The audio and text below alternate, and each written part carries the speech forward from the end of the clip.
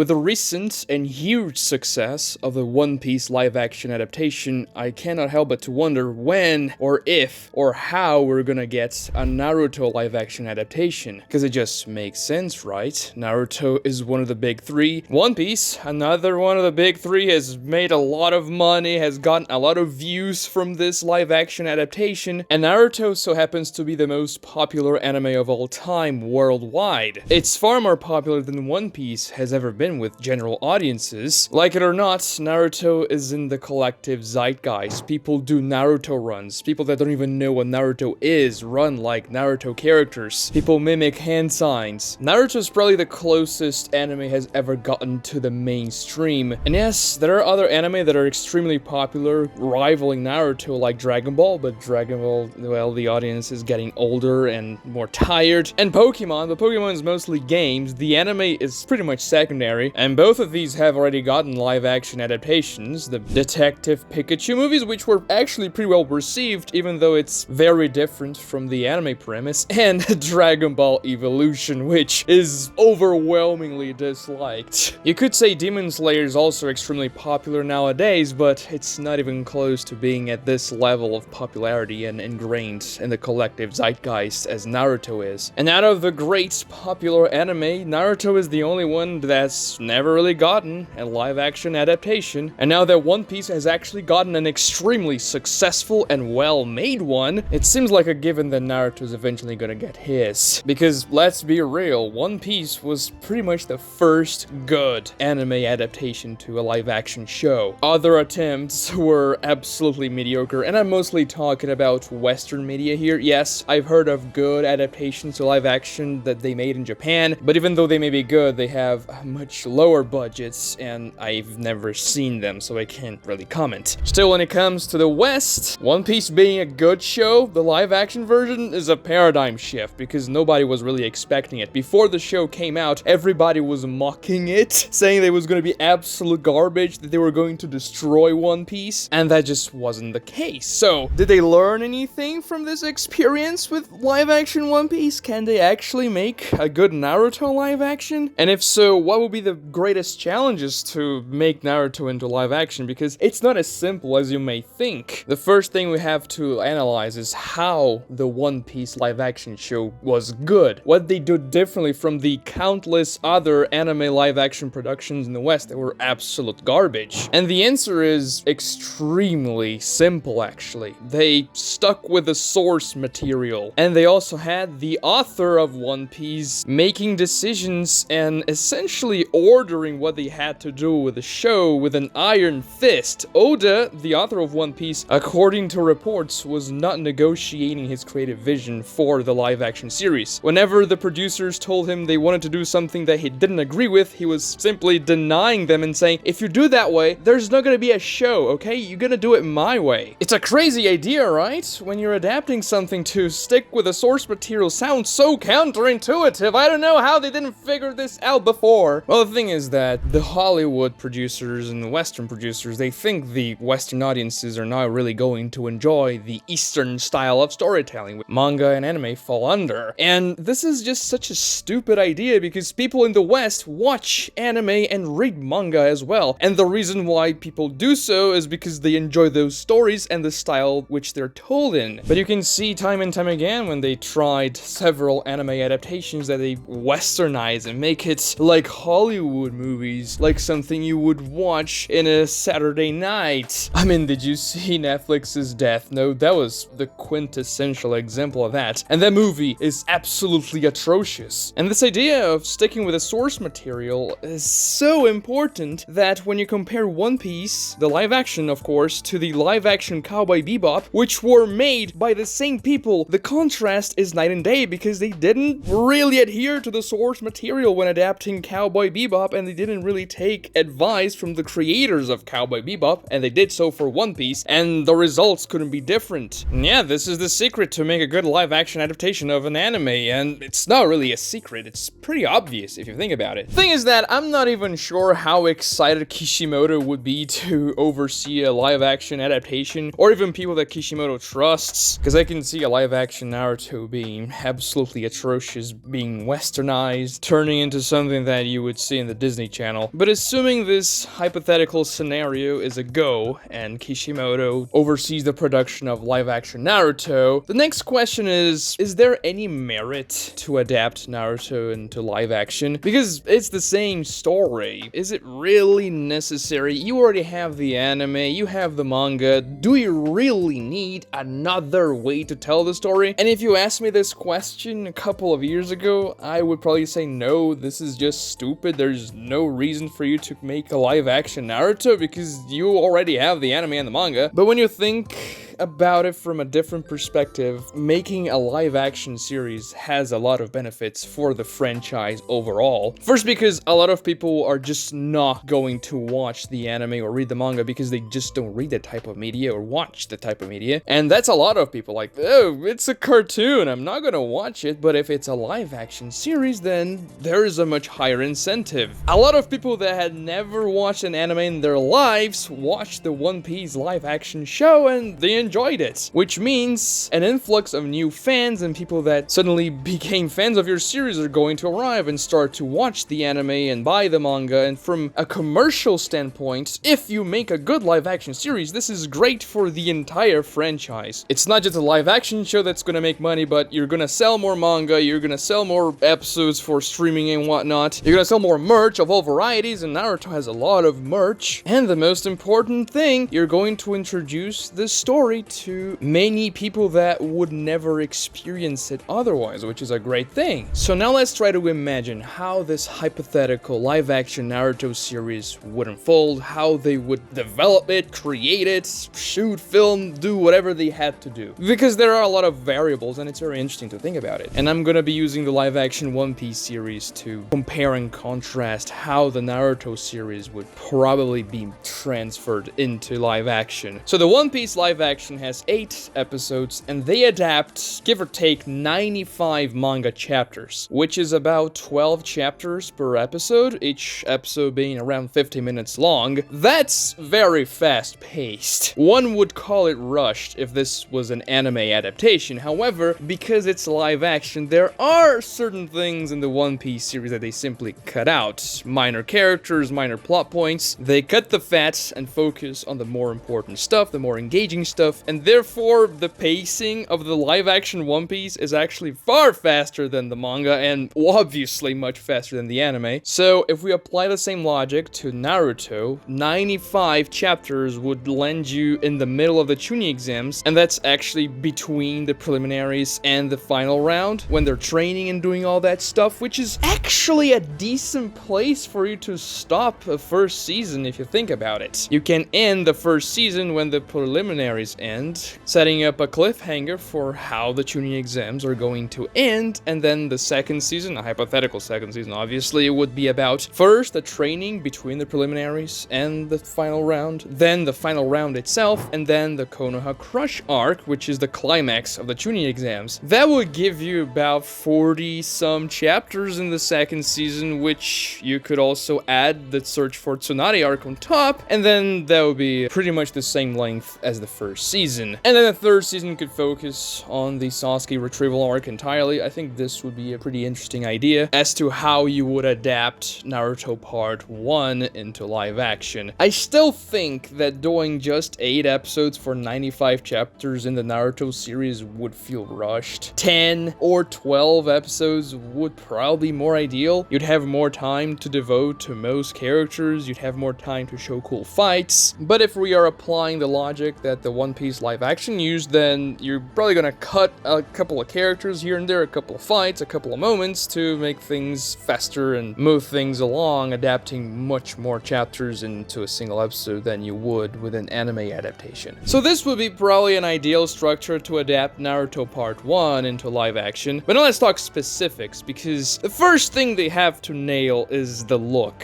of everyone and everything. The Naruto world has a very specific look. It has that that older type of architecture mixed with some newer stuff and technology, light poles with older villages and stuff like that. But the clothing and outfit is probably the most important thing in terms of production value that they would have to nail, because it would be extremely easy for them to make everything look like a fan film. Naruto uses a bright orange coat and pants. This is not something that translates extremely well into live action when you think about it, so the production value of the series would have to be great in order for them not to look like a cheap fan film with bright colors and weird looking clothes. Other minor things that could look really weird are Naruto's whiskers, for example. Like, would they paint over Naruto's cheeks to make the whiskers appear? Would they be like birthmarks, like scars? How would they really be? Because the whiskers are one of the most important character traits of Naruto, the character. If you don't give them whiskers, then, well, the character is not Naruto. Also, the bandages pretty much every single character uses somewhere in his or her outfits would look kind of weird if they're just normal bandages, I would say. You'd have to do something very creative to make them look good. And yeah, you can say the One Piece live action show did outfits and overall designs really well, and that's true, but I think that the Naruto series is tougher in a couple of situations here. Like, Luffy's really straightforward. He has a straw hat and a red shirt, and that's pretty much it. Naruto wears a very flamboyant outfit, and he has the whiskers, as I mentioned before, so it's already a complication. Then again, many people thought the same thing about superheroes before, for instance. Oh, how are you gonna translate superheroes into live action? They're just gonna look goofy, and there have been a billion superhero movies where the superheroes look really cool with their clothes and outfits and whatnot, so this is a concern, but something that's certainly doable. The characters can look good if enough money is spent on their outfits and on their designs, and obviously a lot of talent as well. Now, when we analyze things arc by arc, the first arc, well, the Mizuki arc, for instance, in chapter 1, would be very straightforward to adapt. Same thing applies to the bell test. Nothing too major here. You'd have to do something for Kakashi because his hair is very flamboyant. It's very anime-like hair, so translating that into live action would be a great challenge, but considering that you do that, this arc wouldn't exactly be tough to adapt. And the same thing goes for the first de facto arc of the series, the Land of Waves arc. It's, all things considered, a very simple shonen arc. You have Team 7 with 4 characters, you have Zabuza and Haku, 2 antagonists, you have Gato and his goons, but they're pretty minor in the grand scheme of things. And then obviously you have characters like Inari, his mom, Tazuna, but it's a very straightforward plot, and there are only 2 big fights. The first one against Zabuza, and then the second one against Zabuza and Haku on the bridge. Yes, obviously there would have to be some CGI when Zabuza and Kakashi are shoving massive water dragons into each other, when Haku uses his ice mirrors, and when Sasuke uses a fireball, but none of these things really seem very difficult for me with a good CGI studio or anything like that. I mean, fireball, like, everybody can make a fireball in After Effects nowadays, so it wouldn't be a massive problem. If you get decent looking CGI with some very good choreographers to make the fights look good, then you're pretty much set. Follow the story and the beats of the narrative in the Land of Waves arc, and I don't see it how you can screw that one up. But then the problem arises in the next arc,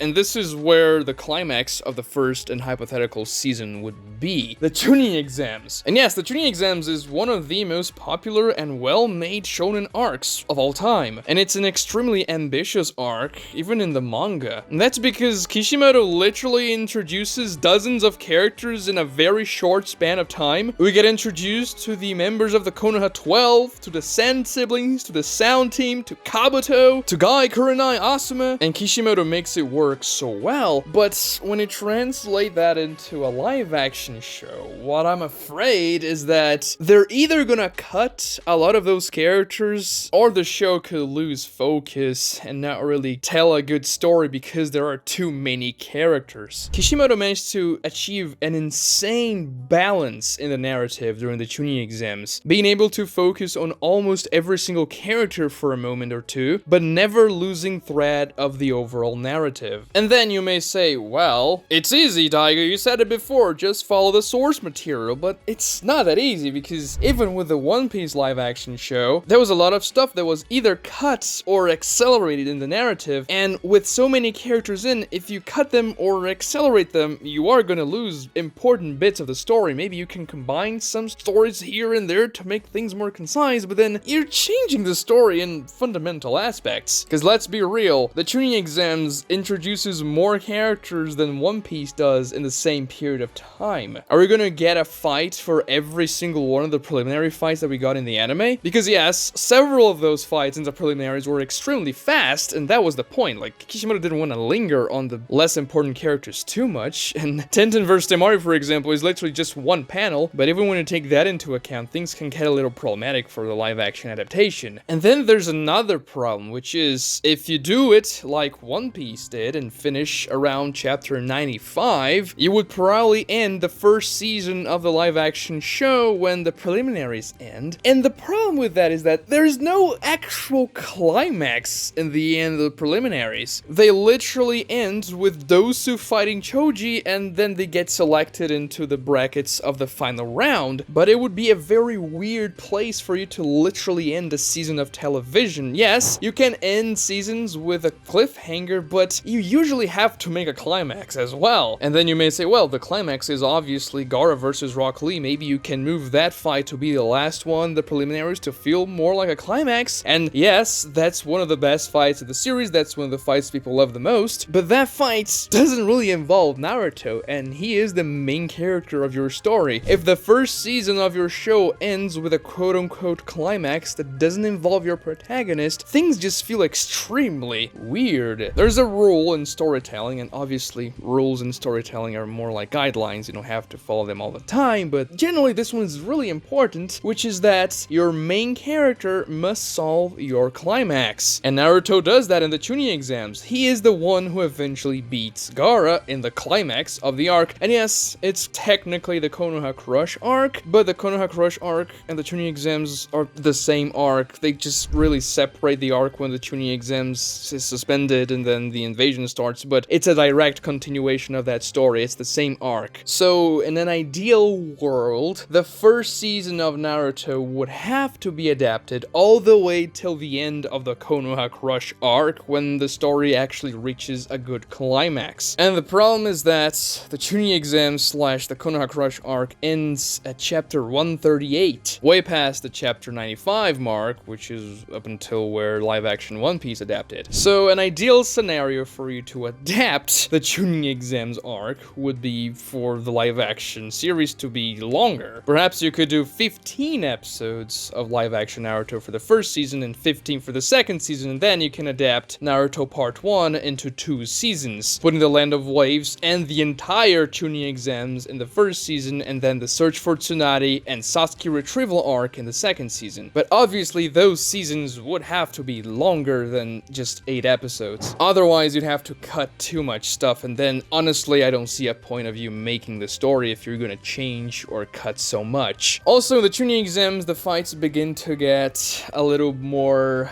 difficult to adapt, let's just put it that way. Characters become more powerful, jutsus become more different and exotic and difficult to reproduce in the live action scene. I mean, not all of them, of course. The most difficult fight would definitely be Naruto versus Gaara, because first of all, Naruto uses a bazillion shadow clones to fight against Gaara, which is difficult in and of itself, just because of the quantity to make in the CGI department. And then there's the entire Gamabunta versus Shukaku, a kaiju battle that is obviously gonna have to be done with CG. There's really no way around it nowadays. I mean, maybe you could do stop motion if this was the 1980s, but it's not. And the budget for that CG would definitely have to be something good, because it would look goofy if they didn't spend a decent amount of money in it. I mean, it's a giant toad fighting against a giant sand monster. It can look very goofy if you do it right. Also, there's the entire talking toads thing. It can also look really goofy if there's a giant toad or a not so giant toad speaking with Naruto. If they don't do it correctly, you can get some Stuart Little vibes, which is not something you would want. And then there's obviously the three-way deadlock in the Search for Tsunade arc, which is another kaiju battle that they would have to do a lot of CG work work to make it look good, but otherwise, the special effects for Naruto Part 1 are not terribly difficult, I would say. I mean, there have been fan movies recreating Rasengans and Chidoris ever since 2005, so it shouldn't be a problem for the CGI levels of 2023. And if you follow the source material, you can't really miss. At least in Naruto Part 1. But I haven't talked about the biggest issue for a live-action adaptation of Naruto, which is casting. And what I mean by that is that Naruto, Sasuke, Sakura, and the Konoha 12, they're all kids. They're 12-year-old kids in the series. Think about it, they're really young. Sometimes you forget that because of the nature of the anime and the manga. You kind of take that for granted. But if you were watching a live-action series and they were 12-year-olds, it would be kind of jarring. Like, can you see them making two 12-year-old boys kissing each other for the Sasuke Naruto kiss scene? Not only that, but I mean, child actors are difficult to come around, especially good ones. I mean, you can find loads of terrible child actors, but talented ones are difficult to find. It's not unheard of. Take a look at Harry Potter, for example. The first movie, they're all really young. They're like 11 years old, which is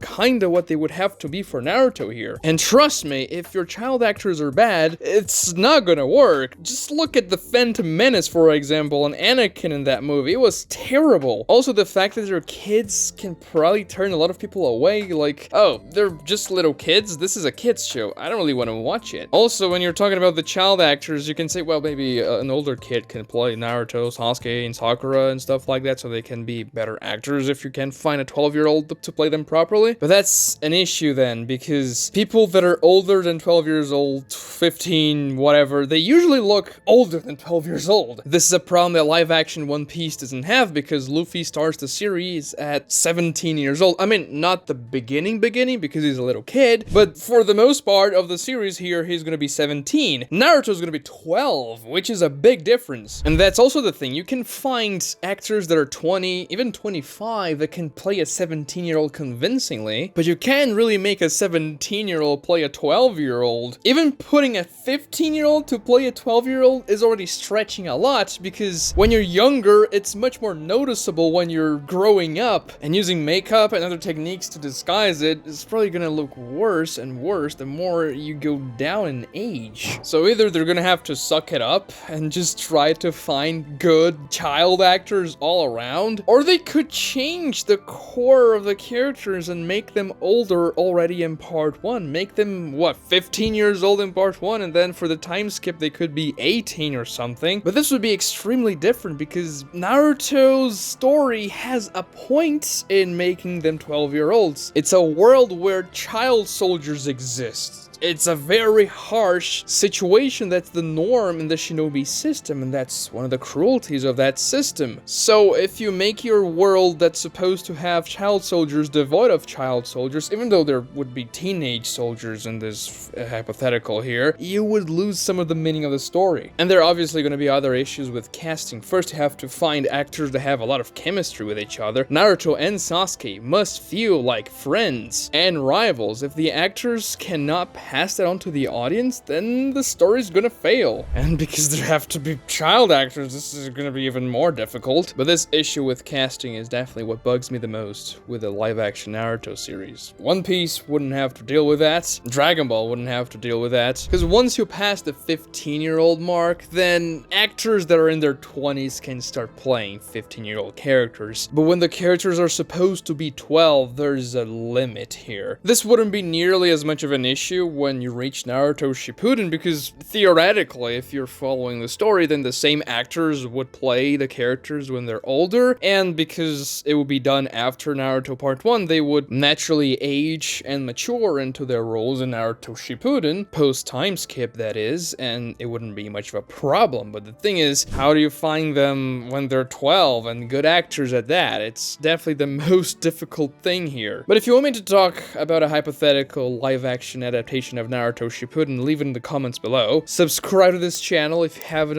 already, and like the video to help me with the YouTube algorithm. It really does help, and thank you so much for watching, guys.